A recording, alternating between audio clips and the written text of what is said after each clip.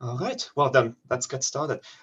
Welcome everyone back to Day 3 of Miskatonic Repository Convention. It has been a wonderful convention so far. We've had some amazing panels that we've recorded and will be posting, discussing sensitivity and respect in writing, as well as a hearing from the agents of chaos themselves, the Chaosium ambassadors. But today we've got something a little bit different, and our panel is entitled Dramatic Structure in Writing. I would be hard-pressed to think of a better list of panelists than the one we have assembled here. I'm going to ask them each to introduce themselves, although I suspect that for many folks in our virtual room, these will be very familiar faces. So let's go around. Apologies for that pinging sound in the background. Let's start with the man himself, Mike. For the one person who randomly, clicked on the link and doesn't know where they are, would you tell us who you are? I'm Mike Mason. I am the creative director for the Call of Cthulhu tabletop role-playing game. Mike, you have so many accolades to your name that I cannot go through them all, but suffice to say that you are one of the titans in this industry for those of us who are really interested in Call of Cthulhu and Chaosium's products. So thank you so much for joining. And you are joined by your fellow panelist, the indomitable Lynne Hardy. Lynne, would you introduce yourself? Hello, as Heinrich said, I am Lynne Hardy, and I am the associate editor for the Call of Cthulhu role-playing game. I'm also the line editor for the upcoming Rivers of London game as well. Thank you, Lynne. And the ever insightful Michael Fryda. Michael, would you introduce yourself to us? Hi, my name is Michael Fryda. No worries, Heinrich. It's okay. I am a 30-year role player, and I've been excited to publish twice on the Miskatonic repository. I have a scenario called Test Subjects, and then I've been trying out something different. I have a expansion to Test Subjects that's optional called The Layer of Lothus, and I'm happy to report that Test Subjects has attained copper status.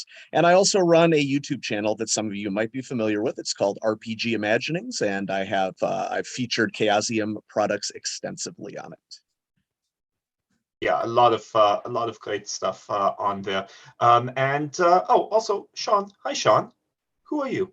Hello, I'm Sean Branney with the HP Lovecraft Historical Society.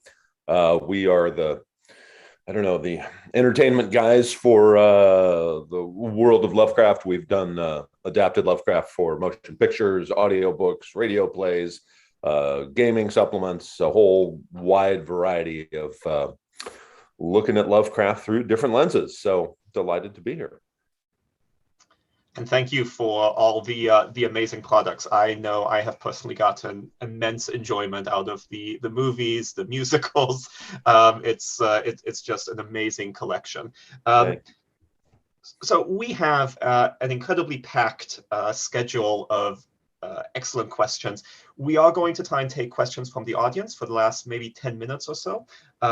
We will do our best, but hopefully a number of those questions are going to be answered. One of the things that I want to tell the audience is the panelists have been instructed or informed that this panel is not going to so much be a introduction to the writing process or the creation of scenarios. This is going to go a little bit further, a little bit deeper into the topic. So if you are looking to up your game, if you've maybe published already and you're looking for sort of some tips to take your writing to the next level, hopefully we're going to be able to provide some ideas of how to go about doing that. So with that, let me dive into the first topic, which is going to be structure and plot.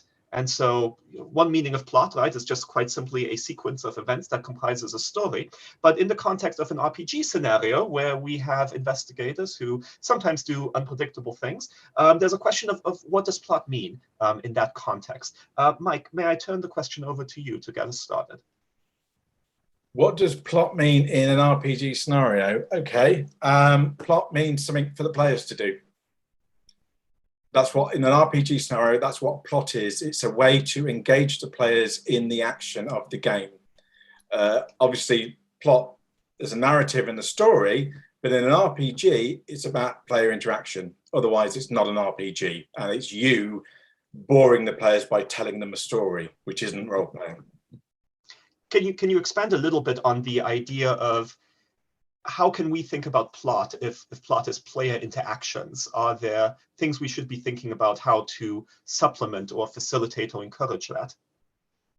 Yeah, well, yes, it's the fundamental mechanics of RPG, to be honest, but it's about devising, with the broad heading of plot, a storyline that involves interaction with the players. So what we're talking about is creating a plot that allows the players to interact with the characters, locations, and events that you have built into your story, otherwise known as a plot.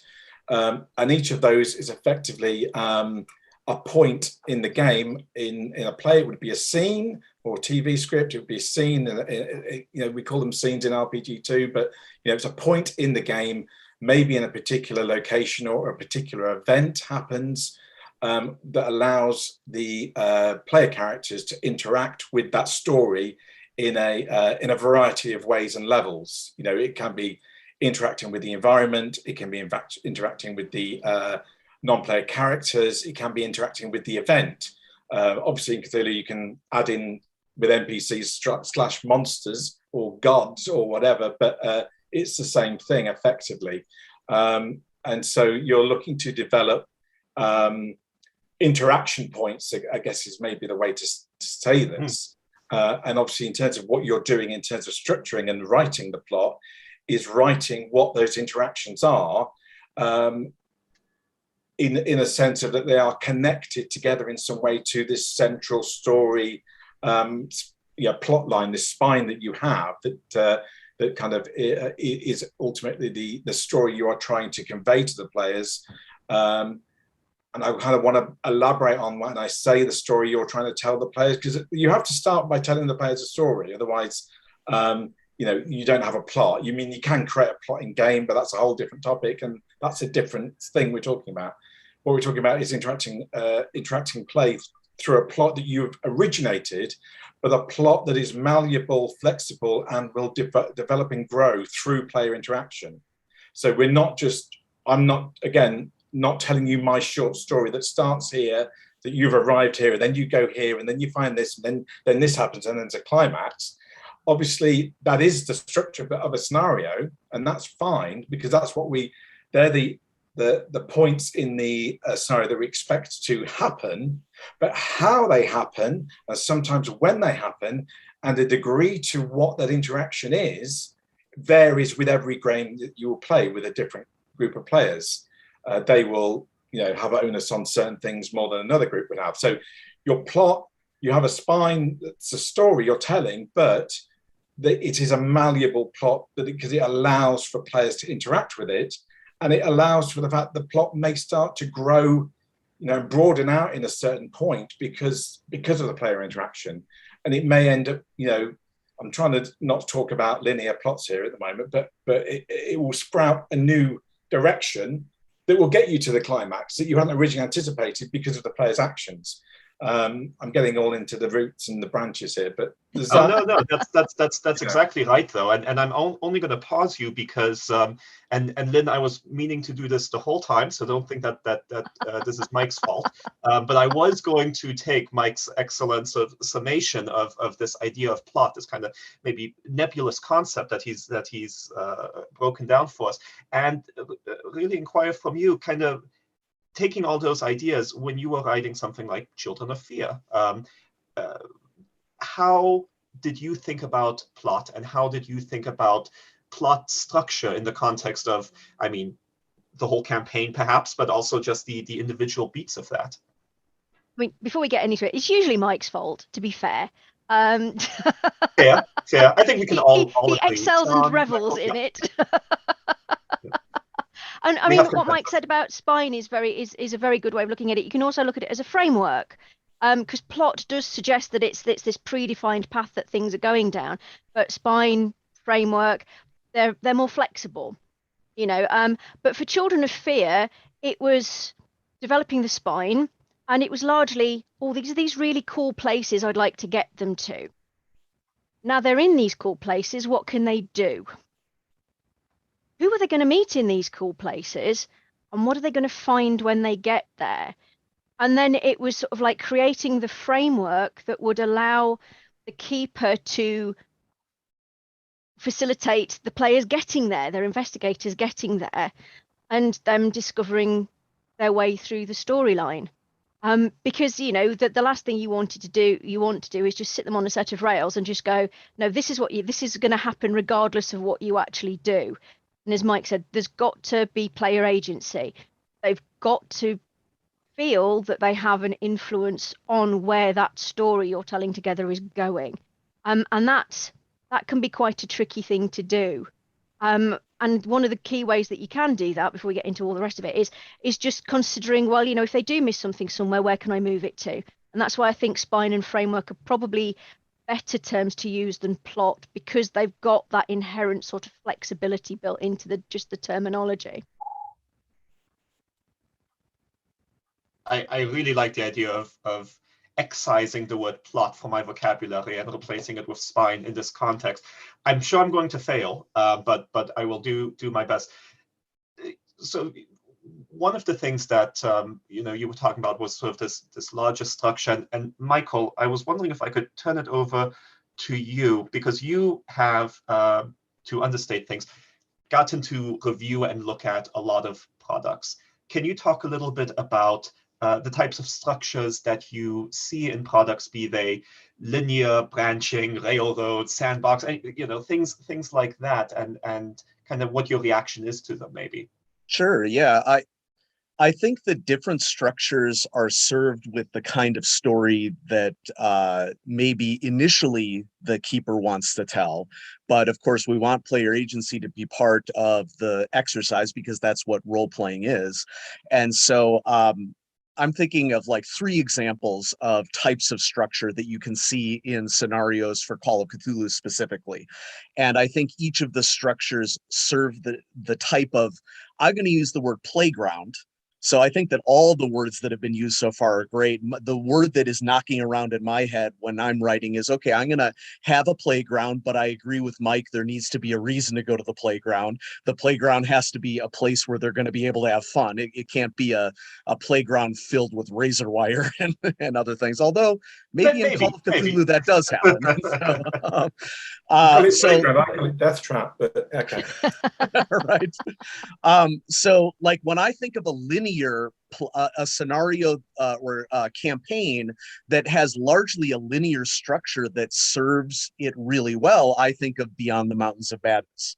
Beyond the Mountains of Madness is very much a linear story where Antarctica is a character, and a huge part of that plot is just surviving. And that doesn't mean that players aren't making choices, but it's pretty much, you're on a boat traveling to Antarctica, and hilarity can ensue on the boat. And you get to Antarctica and you have this extreme pressure on you the whole time you're there. And that's kind of what the experience is. You're moving along trying to survive in this situation. And then I'm going to use Children of Fear as an example of a campaign where I think that you have a branching plot, that you're very much you're on the Silk Road of old. And I'll try not to get too spoilery here or anything, but you're on the Silk Road of old. So there is an overarching set of locations that you're working on, but the players do have choice within that environment as to where they go, what they do. And then when we think about sandboxes, I mean, you just have the classic Masks of Nyarlathotep is very much a sandbox campaign in which, there may be normal directions that players will take in going to the different locations, but players really could do it in any order that they want. I love the idea of thinking of scenario and campaign structure as sort of different tools for telling different types of stories, and one reinforcing the other. Sean, I mean, you come from this at this from a fairly unique perspective. Can you talk a little bit about how you see the intersection between story as in the story we're telling, or maybe creating the opportunity to tell, and kind of structure of how that story is told?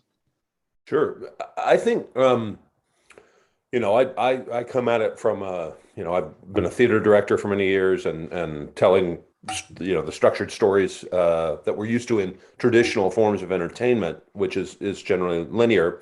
But I think Aristotle is our friend, and what I mean by that is, generally speaking, we're conditioned our entire lives to enjoy Aristotelian stories, which is basically some kind of inciting action. There's a problem, something happens. There's then what's called rising action. The situations, the plot points that Mike was talking about become more intense as the story progresses. And eventually we hit some kind of climactic point where the story then hits its resolution. Either, Cthulhu's sent back under the ocean, or he, goes rampaging and destroys the world. But that initial moment of the inciting action is resolved at the end of the story. And that sense of closure, I think, is a really important thing in gaming, because again, our players can't be trying to fix every problem in the world. They want to know what the heck is wrong with Mr. Corbett's house, or what the heck happened to the Carlisle expedition. So the inciting action of a story gives some focus to what the investigators are trying to accomplish. They then can go on a linear journey. They can go on a branching journey. They can playground it to go any which way. But I think as we as writers create stories, that notion of increasing the tension and drama as the story progresses towards its finish line is a really important one. So the players have a sense, we're going somewhere. Things are getting really worse. And then there is the final showdown, if you will. And those showdowns can happen in 100 different ways. But nonetheless, we eventually arrive at a resolution of the story that we kicked off at the beginning. And I think that's really the shape of an Aristotelian story, a beginning, middle, end. It gets more intense in the middle. And in the end, we have a sense of it being done. Well, again, whether everybody loses all their sanity or dies is inconsequential. It's done. And some of the best stories, that's a tragedy. Everybody dies at the end. So that's something I think is a really great lens through which to look at issues like plot, saying, is there an escalation? Is there a resolution? And did we have enough focus in what our investigators were asked to do through the story? Brilliant. I'm really glad that we have said absolutely all there is possible to say about plot and spines and playgrounds. That subject has been thoroughly mined by you. So we have covered the ground there entirely. So let's move on to a different topic. Mike, I'm going to apply the lessons we've learned so far and provide you a branching path here. I would be fascinated for you to talk about player characters, specifically pre-generated player characters, in the context of scenarios and kind of what purposes they can serve to facilitate or not the story, as the case may be, including through their skills, etc., or non-player characters, and how they might sort of do those same things, and how you go about the process of thinking them up and creating them. Which of those two branches would you like to go down? They're both railroads ultimately, but Pregens. Let's talk about pregens then. Please do. Okay. Right. Pregens. What is the point of a pregen? There's 2 points to a pregen. One is it's a quick way to get people playing the game. Number one, and particularly of value at conventions. Also, particularly of value if you're a bunch of people that have never played before, or so on. So they're very useful as a ready to go, way to start the game. The other really useful thing about pregens is they are your instant hooks into a scenario. So rather than have to, design a number of hooks that the keeper can then choose to, hook different PCs with, you can design them pre-hooked. So you can design the fact that the missing person in your story is the brother, sister, mother, father, friend, lover of one of the pre-gen characters. So there's an instant motivation why they would want to know where the missing character has gone, or the murdered character, or whatever it would be. You build in these relationship links, from the word go. And it allows you also to focus the story really down in terms of the narrative. It's that kind of bane of publishers, that we while we include Pregens with a lot of our things, we also know that a lot of people are not going to use those. They're going to use their own characters, or they're going to make characters up because that's what they want to do. So we have to kind of cover all of our bases, kind of thing. So we have to have the Pregens with the plot hooks. We have to have the plot hooks for you to use, etc. So but you can, if you don't have to do that kind of broad lateral kind of approach that we as a publisher would have to do, you can narrow it down. You can really make the story as tight as possible. And sometimes we can get away with doing this, but not always. And the way that I'm talking about here is you can make the player group really interconnected. You can make them all part of one family. They're all related.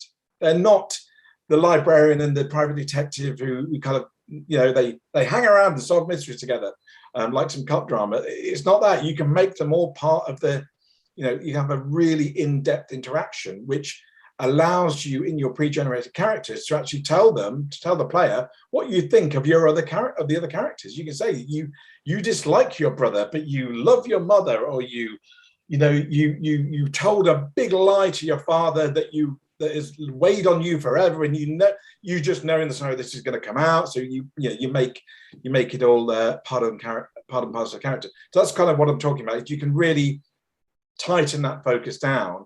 And then you have two things that happen in the game. You have the playing the scenario plot, but you also have them playing the character plot, because you've developed that. And actually some convention games where this has kind of been the setup is actually about halfway through, they kind of forget the main plot and they focus on the character, because that's what they're enjoying more. They're enjoying the kind of, I hate you and you hate me and I've told you lies kind of discussions that are going on, because the players have all got into character, and that's the fun they're having today. And maybe the plot plays second fiddle, or you use the plot to kind of, oh, by the way, while you're having this big family punch up, the Bayaki is coming through the window and eating your uncle or whatever. You can use the plot, use the mythos or whatever, the actual main scenario plot to kind of, push things further along and amplify the tension and, make things worse generally. That's kind of what I'm talking about with Pregens. Is that yeah, no, that's really excellent. Can I push you to, if folks are like, boy, that all sounds really good in theory, is there any example that they could look to? Any scenario you want to shout out where you maybe enjoyed the Pregens, or you thought this is a good example of them, fueling the story? It is. All the examples in my head are scenarios that I've written or played when I was running lots of convention games, because this is where they work really well. As I say, in published scenarios, we have to be a little broader than that. I'm trying to think of oh, come on. Oh, the which one it is. Peterson's Abominations all have 5 scenarios, all set in the modern day. All of them have a set of characters. And so with those, because they are kind of designed as one-shots, we're able to put a bit more detail into the characters in terms of their relationships with one another. So for instance, the voice on the phone, which is set in Texas in kind of gang culture, the PCs are all members of the same gang. And so they have these kind of conflicting and interpersonal relationships to some degree. So that's one example. I mean, obviously, Masks and Children of Fear and all these other big campaigns have sets of Pregens, and they are designed to link in with the plot, but they're not necessarily, they're more kind of what you would expect to see in a standard Call of Cthulhu game. There are a bunch of investigators brought together most of the time, each bringing their own kind of particular expertise to form the team. But voice on the phone is one. What have I forgotten? Anything obvious, Lynne? Scritch Scratch. Oh, yeah, that's literally how that's how that. Well, Lynne can say about that if you wrote it. So. Well, Scritch Scratch was originally written after a panicked email from a convention organizer going, "Oh God, somebody who's supposed to be doing a sort of like VIP games dropped out. Can you do something?" I was just about to get on a plane to the said convention, so it kind of like. it became very much a case of let's make it character based rather than necessarily plot based, because I have to come up with something in the 10 hours I've got before I get to this convention. So that's very heavily character based, because you've got a family who have various different dynamics going on in there, and you've got a camera crew who are following that family because it's a fly on the wall documentary, and they've got their own agendas and their own little internecine politics going on as part of their production crew. And then it's where those two sets of families clash effectively in the middle, and that always works very well, because like I said, it was originally a convention game, and it is a real character piece. It's not that the plot is secondary, but it's always interesting to see how people really get their teeth into the character side of things. And then, yeah, as Mike said, you can then throw the mythos at them as well to just add complications. In fact, the very first run that happened of Scritch Scratch, the camera crew decided to try and stitch up the family, and it backfired spectacularly on them because they didn't think there was anything mythos going on, and the mythos came to bite them in the bottom while they were trying to set the family up. So yeah, you can really go for it, and particularly one shots where you can really go for total party kills, over the top character interaction. You can really use Pregens to set up that atmosphere and really sell it and go for it in a big way. The other one I've just thought about, if people want an example, is Paul Fricker's Moonchild, which is in Nameless Horrors, which again is a modern day, but the PC mix are all a bunch of friends who did something together years ago that has implications in the plot of the scenario. Lynne, can I ask you, you've talked a lot about all the great ways in which, and some really good examples that they can be used that expand on the excellence that Mike already shared.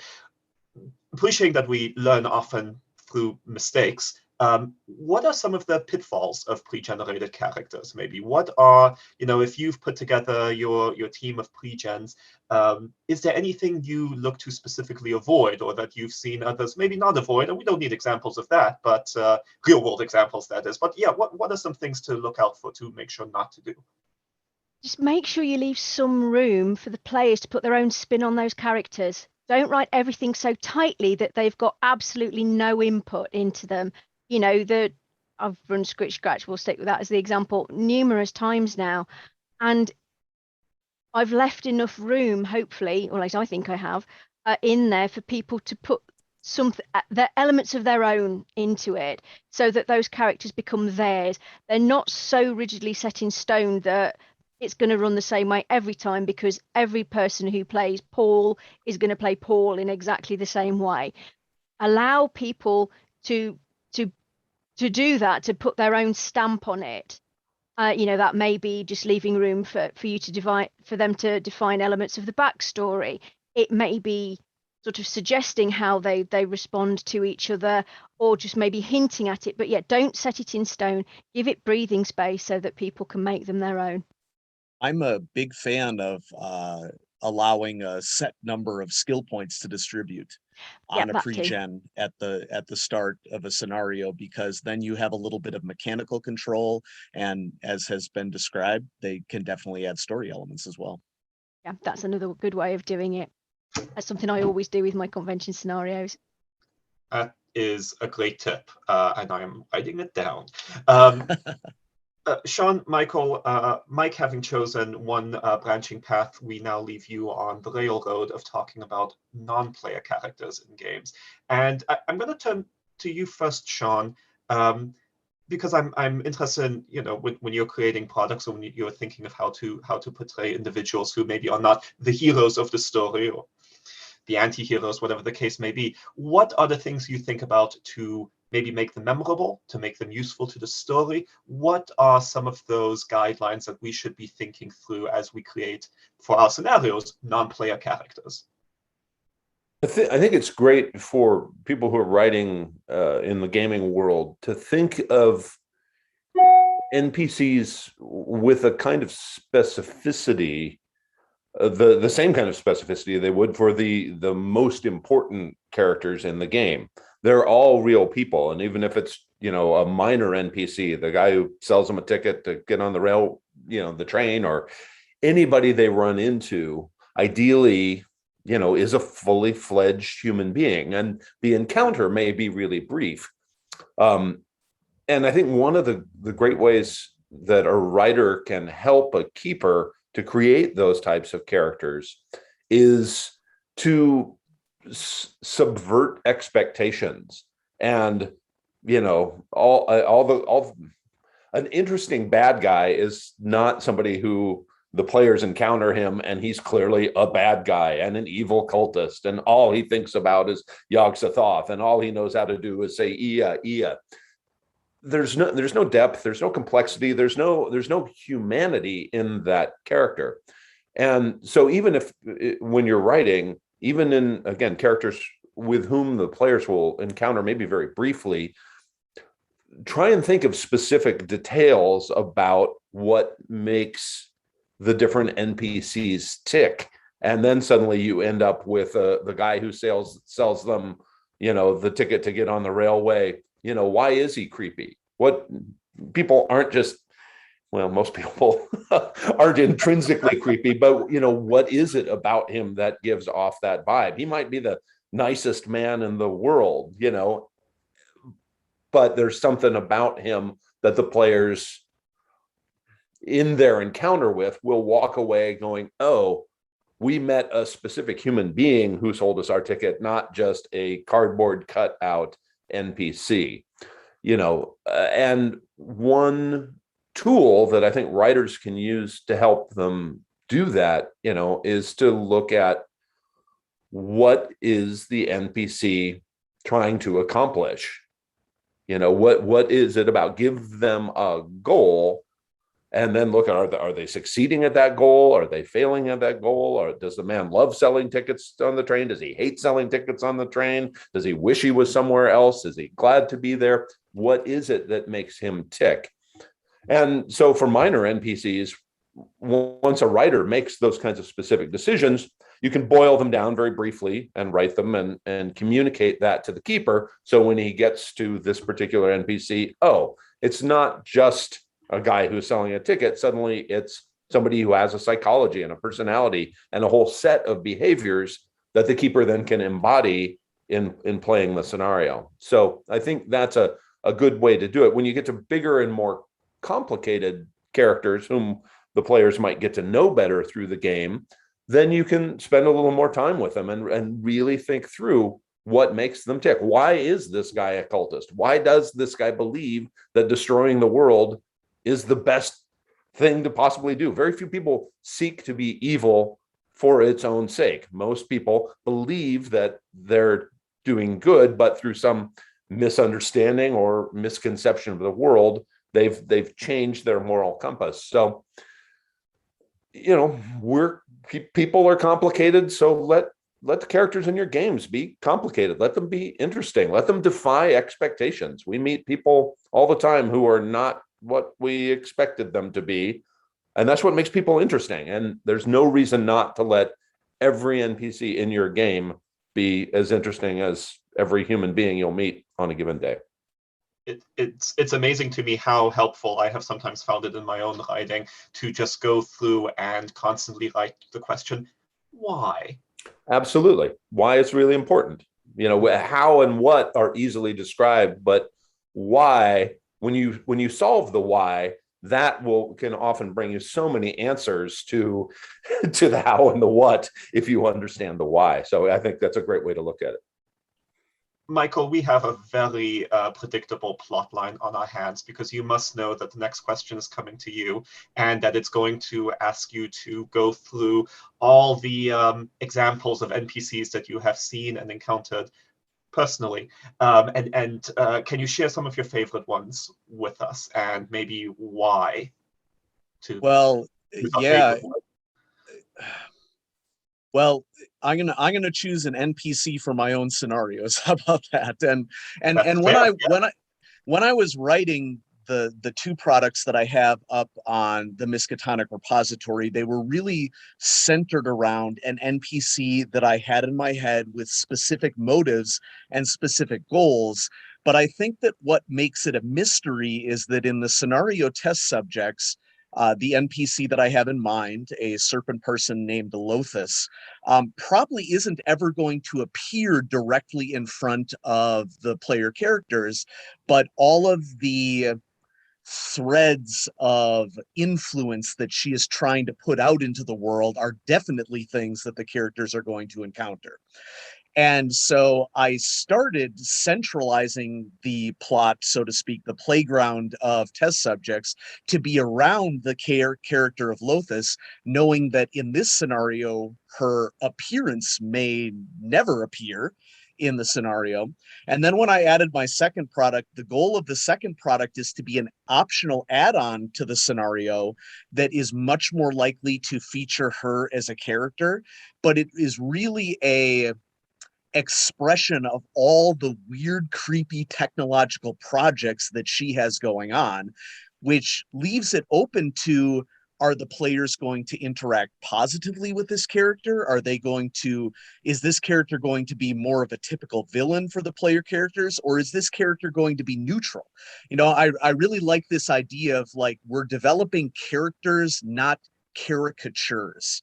We're not developing like the mustache twirling,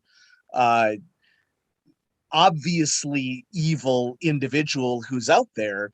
They're the own motives, they're the own goals. And so in the two scenarios that I've published, I can't tell you how a keeper is going to use this character of Lothus. It could be in one of those three major ways. And I think that depending upon the desires of the group, that could be very, very interesting for different groups. And it's also quite interesting if you have an NPC who could be both. They could be the antagonist or they could be an ally. And we certainly did it with some of the ones in Masks. There's was at least one of the ones in Children of Fear. You know, it just depends on the situation that the investigators get themselves into as to whether that person will help them or will do everything in their power to thwart them.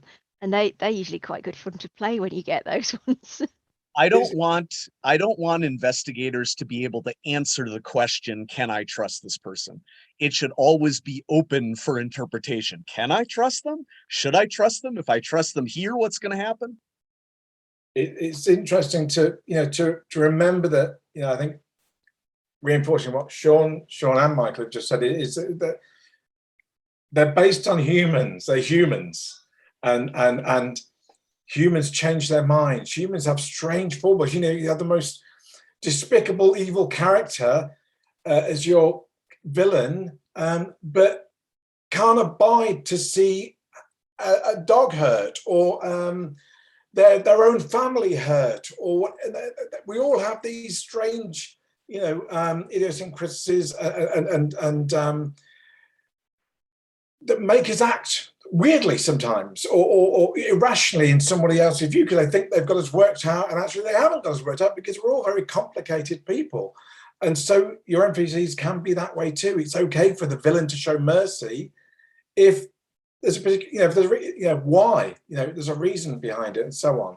And it's okay for a good character who's been a really big help to, be merciless and so on, because it hits the button that affects them and they can abide that, and that person can never be forgiven, and they're going to do their most to ensure that they're ended in some way.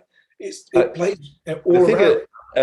Sorry to interrupt, Mike. I think as Lynne was saying too, it's a great example that the players, the investigators' objectives sometimes may align with the antagonist's objectives, and at that point in time, they don't feel like an antagonist. They feel like somebody who's helpful and useful. And you may have a really helpful NPC who's a good guy, who their objectives are in opposition to what the investigators are trying to do. So for the time being, they're an antagonist and in the way of what the investigators are trying to do. And those kind of conflicts can be really fun and rewarding types of play.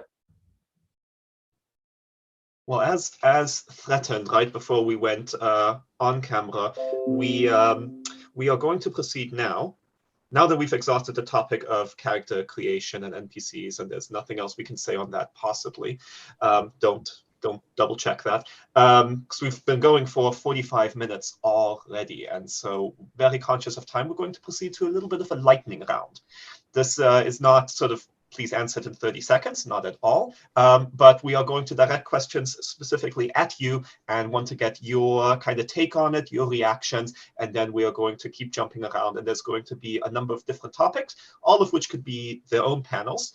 So unlike plot and unlike character building, we won't say all there is to say about those things, but hopefully some things of interest. So let me start off with Mike. This is going to be a question from the audience, but also one of the questions we had written down, which tend to be the best ones. Do you have a method for balancing mystery versus the focus of revealing the plot? And I think what we're getting at here is sometimes you finish a scenario and then the keeper has to explain to you what it actually was about. And sometimes that may be good, sometimes that may be bad. But for you, how do you balance those? Okay, I don't explain the plot, is my answer. I used to, and particularly convention games, people would do that. So what happened then? What was such and such doing, or why did this happen? And I used to explain it all, and the players nod their heads sagely and wander off. And then I stopped doing it. And then I realized that later that night in the bar, the players were still talking about the scenario, still effectively enjoying the scenario, coming up with their own reasons, arguing, you know, very healthy discussion, and just enjoying it more. So I realized that actually, if I don't tell people what the plot is, the players will fill in the blanks and they can continue to enjoy doing that. Also, it's a mystery, it's a mythos, it's unknowable. So I don't want to explain it all. Some things just happen. And like some of the best films I like that leave things unanswered, I spend the next 10 years thinking about those films and I wonder if it was this or I wonder if it was that. And so I don't explain it. And my recommendation is don't. Excellent. I'll be honest, I have not thought of that. It sounds like you have always sort of then explained the plot afterwards, and maybe I will stop doing that. Lynne, the next question is going to go to you. There's another one that sort of aligns with the questions we had, but has been stated a little bit better by our audience members. So in terms of creating a guide for the climactic or dramatic ending for a non-linear scenario, do you have any tips for how to go about, on the one hand, wanting to have a memorable, dramatic, finale, you're on the plane, fighting, whatever, but you don't want to create a railroad to get there. How do you balance those competing interests? Well, it's back to the framework, isn't it? You've kind of got to give the investigators the information that they need, the tools that they need, and just try and make sure that they end up in the right place. And by right place, I don't mean necessarily the right place that you thought when you first created your framework, the right place for this scenario, the finale to happen. Because, you can move things. Be led by your players as to where they're interested and where they want to go, because you can shuffle things around. You can do the whole swan thing. You will be gliding along serenely on the surface while your little flappers are going like crazy under the water. But it all looks seamless and beautiful because the investigators are in the right place or the wrong place at the right or wrong time, depending on your point of view, for the big showdown to take place. And, just go with it. Enjoy it, have fun with it, and give them everything they need to just really go for that showdown. And depending on the scenario, as long as it's meaningful and they feel that they've had an impact on it, it doesn't matter if half of them die or go completely insane, as long as they've enjoyed doing that and it's meaningful. Meaningful deaths are great. You can get away with TPKs as long as everybody's death is meaningful and adds to everyone else's enjoyment. And that's the whole thing at the end of the day. We're doing this, it's a form of entertainment, it's a game. Give players their moment in the spotlight, let them have their fun, and just, enjoy yourselves. Excellent. I'm going to keep going. I'm going to keep moving on because we are getting as much amazing information out of all of you as we can. Michael, I think this is a really tough one, but I think you can handle it. Pacing. How do you think about the timing of events in scenarios, including in terms of their structure? And when you are reviewing a scenario, when you're reading through it, do you have a sense of what the pacing will be? And can you sort of tell, this is going to be a problem, or, oh boy, this is nicely paced? Is that possible in this context? Yeah, recently I've actually come to believe that for me, it's more about reading the table and recognizing what the players are enjoying more and what they're enjoying less, and spending more time lingering on the things that they are enjoying and spending less time lingering on the things that they're not. And Lynne's suggestion of moving things around works tremendously with that, because we all have little pieces, vignettes that we put into scenarios. Sometimes it's social interactions, sometimes it might be combat, sometimes it's investigation and finding clues. And last night in my group was a perfect example. They were just having an absolute blast trying to forensic science, as best as it was in the 1920s, out how their belongings suddenly disappeared from a hotel. And these were significant belongings that they were not willing to part with at all. And so they started to scrape things off of windowsills and examining the marks on drainage pipes going outside the building. And I had them make a luck roll, and oh, good thing you didn't step on those footprints when you were first out of the window. There's some footprints, but the footprints, oh, they stop when you get to a major thoroughfare. And I had no plans in advance that part of the investigation would necessarily take as long as it did, but I was able to expand it just from reading the table and figuring out that they were super into it. So, okay, great, they're super into it, let's do that. I love the idea of sort of, and I really like what you did with the question, because you pointed out to me that in a sense, it's asking the wrong question, which is, I as a rider, I often want a formula. I will have one combat encounter to, one role-playing encounter heavy, and if I do the math right, then there will be fun, right? That's the end of the equation. And I really like your observation that no, it's having the tools in the scenario and then letting the keeper use those tools to, quote, linger on what they enjoy, which I think I'm going to tape up on my desk to remind myself when I'm playing. Then, yeah. I mean, this is the thing when you're writing, is the fact that you will probably be writing with your gaming group in mind, and you know, if you've played with them for a long time, exactly which buttons to push to make them do things and how you're going to pace it for them. You cannot ever write for everybody, because you've got no idea how some people are going to react to things. So, what Michael said is read your table, let them spend time doing the things that they enjoy, gloss over things that they're obviously not enjoying, because as a writer, you have no control over who will be playing your game at the end of the day. Give them the tools give the keepers the tools to do that for themselves, because you can't control that. Mm-hmm.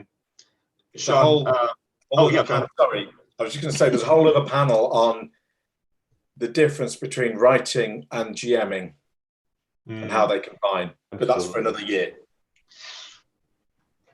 I am totally not writing that down for a future convention.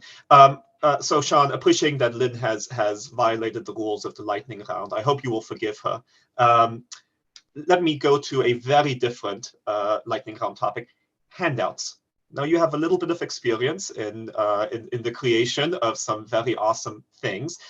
For most of us, we do not have the talents to get close to that, but when you're thinking about handouts in a story, or when you're participating in a game and receiving a handout, what are some of the things you are looking for that you are happy when you see? And conversely, what are some of the things that when you get a handout you think,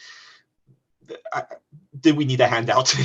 Like I rather would not have had this thing. Tell us how you think about that process. For me, and at the HPLHS, we love handouts and props, and think it's one of the really great things about Call of Cthulhu specifically is it invites material clues as well as the role-playing interaction, with NPCs and players. So across the board, handouts, props, we love them.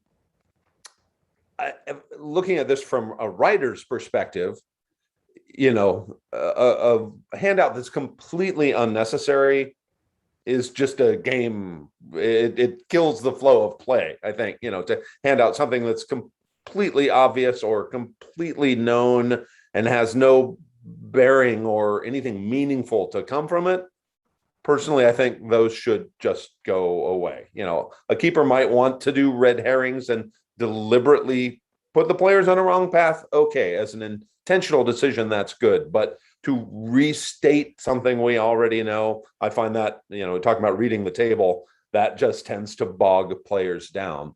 I like ones that are complex and ask something of the players, and not necessarily it's a puzzle or something that has to be decoded, but something that fits into the story in a complex and interesting way, where the prop changes is just as important as a meeting with a certain NPC. Like this piece of paper, this, you know, once you put together that this document states that this character was here at that time, but we have another document that says that same guy was someplace else at that same time, they can't both be true. You know, it asks thinking and deduction from the players, and, you know, brings them deeper into the game, and gives them something to work on and piece together important parts of the story. And I have found a number of occasions in which that's really been rewarding, to watch players work on what props mean. In terms of making them, yeah, they can be difficult, but, you know, there are a lot of great ones that, boy, all you need is a pen and a piece of paper. You know, a handwritten note on the right type of paper can make something a very, very believable prop, because lots of real things are written by hand on paper, you know. So things don't have to be as complicated as some of the stuff we make at the HPLHS, but you know, I think for a writer or publisher to think about what the thing is, what the handout is, and then, you know, how would it have been made at the time my game is set? Can I find a real thing that's similar to what I'm trying to create and model my prop after a real thing? Will help you make handouts that are more realistic. And in our experience, the more realistic they are, the more they pull players into the game, rather than pulling them out going, oh, this is a handout. You know, what you want is them to go, oh my God, this is the real thing. This is a real part of my story. My story just became more real and therefore more exciting. So, and I think that there is another side to that that's worth mentioning here from a writing standpoint, and that is that handouts are fun for groups until they're not. And what I mean by that is that, yes, we want those beautiful, authentic, realistic handouts that Sean is talking about, but we also don't want that handout to become something that becomes difficult, like challenging in not a fun way. And so, you know, I'll just go ahead and reference the recently released A Time to Harvest, which has released handouts in both beautiful form and also handouts in just written text form. And, you know, the same thing I think is probably true of puzzles in role-playing games. Not all groups are going to be interested in going through an intellectual exercise at the table. Some groups are into that. So maybe you present a puzzle that the characters have to really struggle and figure out. Maybe you have a puzzle that you can give hints. Maybe you have a puzzle in which players have an opportunity to just figure out what it is with roles or a request, so that once again, you're figuring out what's going to be particularly interesting to a table.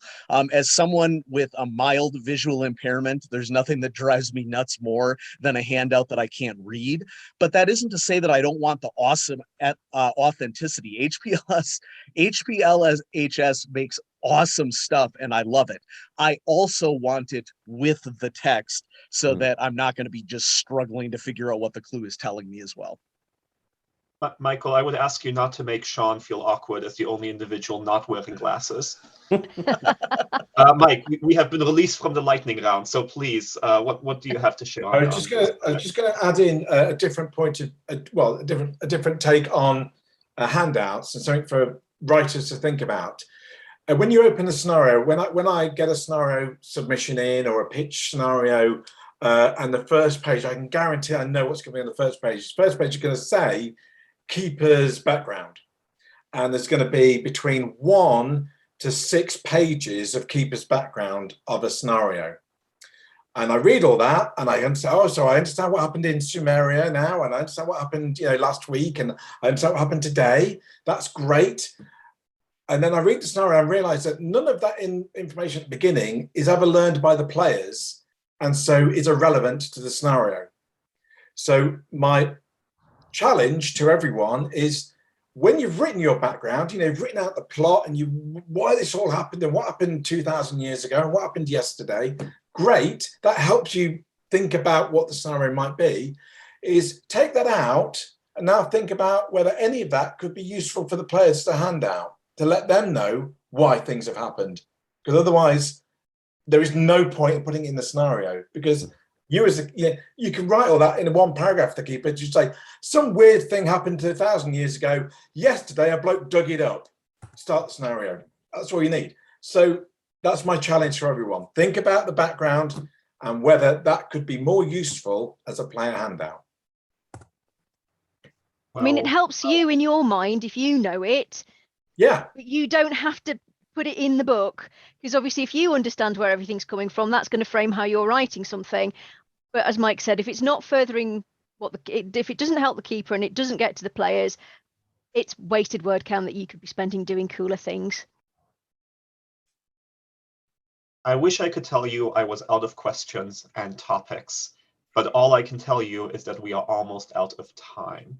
And so, with immense gratitude for the wisdom that you have shared with all of us. I have many notes. Hopefully, folks in the audience have had a similar experience. I know this needed to be a 2-hour, 3-hour panel, but alas, we cannot impose on our panelists any further. So what I would like to do is give everyone the opportunity to give any concluding thoughts on the subject, or on anything maybe that you've got coming out, or that you've seen that you're excited about. The table is yours. Let's go in reverse order from where we started. So Sean, can we start with you for the last time? No, I just, it was a pleasure to be here with you all, and what a great panel of people I respect and admire. It's terrific to be here with you. I love Call of Cthulhu because it's a great storytelling environment. There are lots of ways to tell lots of great stories, and over the years, I've had a lot of players who have had really intense and satisfying experiences. So let's keep fueling the flames, and I can't wait to see what you all write next. Thank you, Sean. Michael, your concluding thoughts. Miskatonic repository has just exploded over the last year. And it's just been amazing to me to see all of the authors helping each other, and the great support that we receive from Chaosium, whether it's Nick Brook and Bridget Jeffries, or whether it's the writers coming into a panel on Miskatonic Repository Con to give us some insight. And so it's just been an amazing community to work with on these great projects. Michael, I know that means a lot to me to hear, and it means a lot to Bridget and Al and all the other organizers, because yeah, we are so excited to do our part to kind of build this community. So thank you for those words. Lynne. Oh, blimey. Okay, thank you, Lynne. Yes, I'll do. Yes, that's enough from me. You've heard enough of me whiffling on today. Oh, blimey. You're all lovely. Thank you for coming.